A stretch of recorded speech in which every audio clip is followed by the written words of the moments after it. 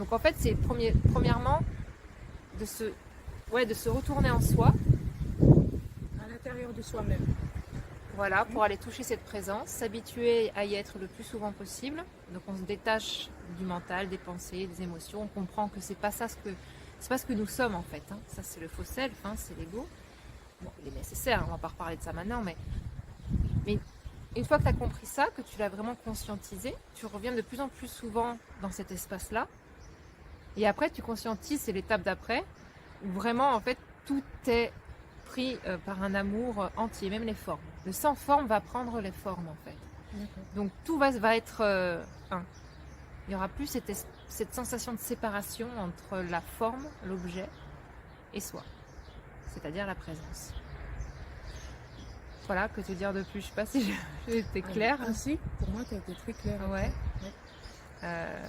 Donc voilà, si je peux peut-être donner un petit conseil, c'est de temps en temps, ou bien le matin avant de commencer sa journée, ou même dans la journée quand on a un moment, c'est de s'arrêter un petit peu et de se brancher vers cette présence. Juste pendant quelques instants.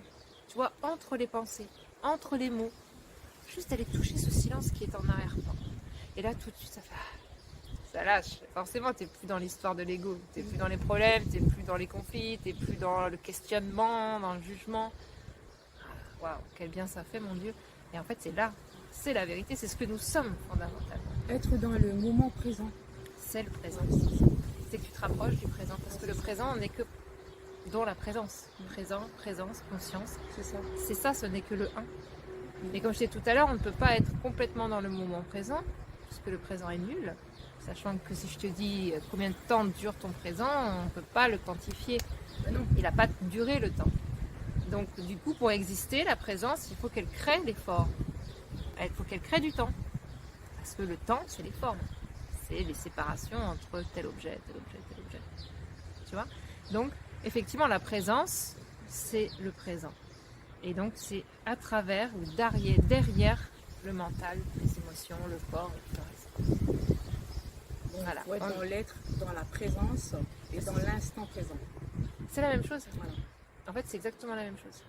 Et c'est pas il faut, parce que ça, c'est encore le mental qui va te rajouter une obligation. C'est juste Être. la nature, quoi. C'est être. C'est la vie.